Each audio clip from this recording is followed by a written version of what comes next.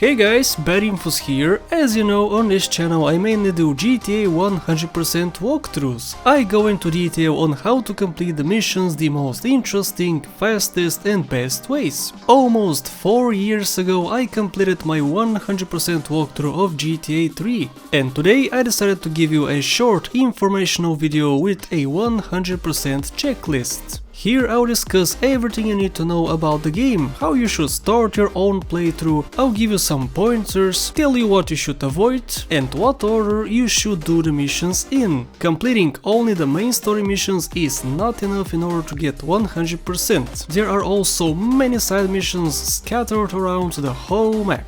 In my walkthrough I cover every aspect of getting 100% completion. So here I'll show you the whole list of requirements.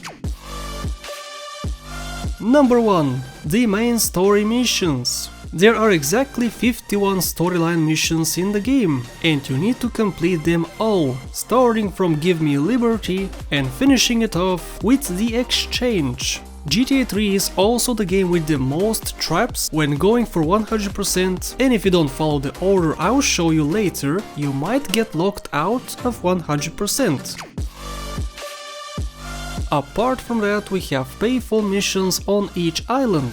4 for El Burro in Hepburn Heights, Portland.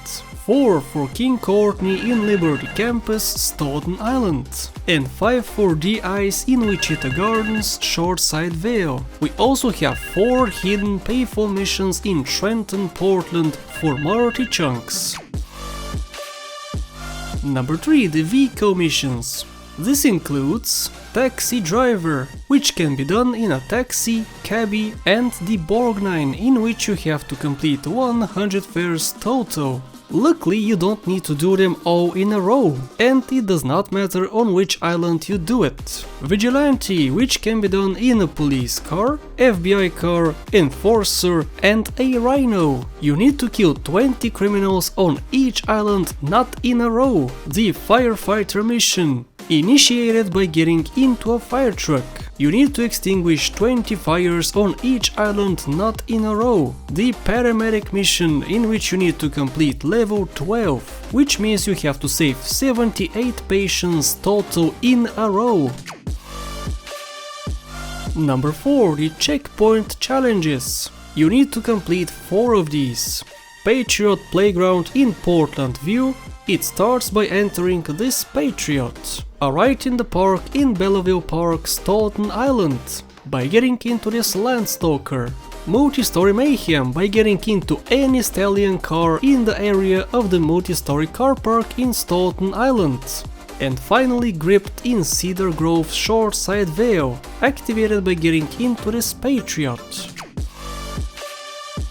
Number 5. The RC TOYZ missions. We have 4 of them. In order to activate them you need to enter an RC TOYZ van located in the following places. In Hepburn Heights, Portland, which is Diablo territory, you can activate Diablo Destruction. In St. Mark's, Portland, Mafia territory, which activates Mafia Massacre. In Torrington, Staten Island, Yakuza territory, which activates Casino Calamity. And finally in Wichita Gardens, Shoreside Vale, Hood territory, which activates Rumpo Rampage.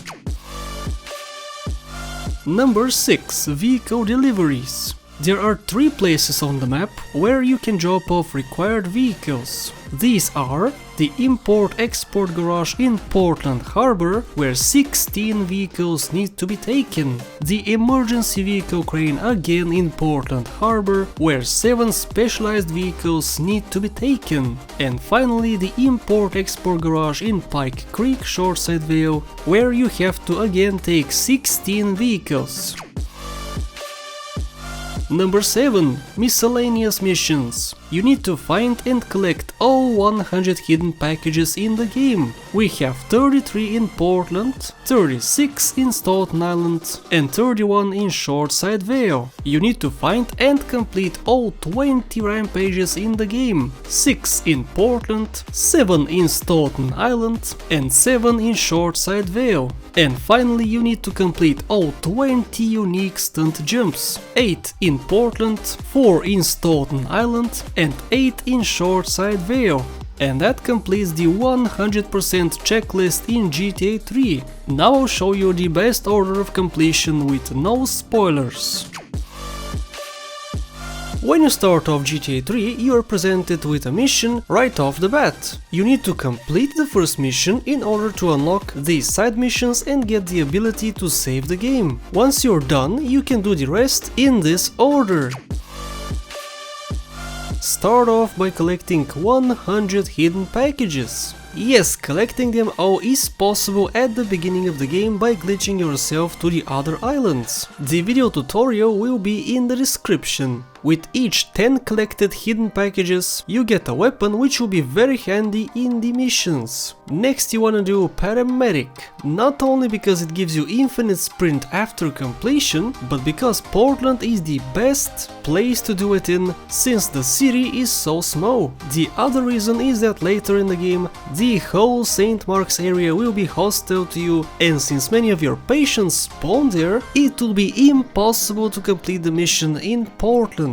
Passing all the rampages in the beginning is not required, however I advise you to do it, especially the Mafia rampage in Portland. As I mentioned before, later on in the game the St. Mark's area becomes a war zone, and the Mafia members upgrade their weaponry from pistols to shotguns. It's your choice if you want to complete the mission easier by doing it early. Extinguish 20 fires on Portland, otherwise you run into the same problem with the Mafia members as before. If a burning vehicle spawns in St. Mark's, you cannot extinguish it later in the game, but at the beginning you will not have a problem with that. Sure, you can restart the mission and the vehicles could spawn outside of St. Mark's, but save yourself the trouble and do it now. Extinguish the 40 other fires in the other islands will only benefit you if you want the flamethrower reward. Personally, I think it's useless, so there's no need to do that. Kill all 60 criminals for Vigilante, 20 on each island.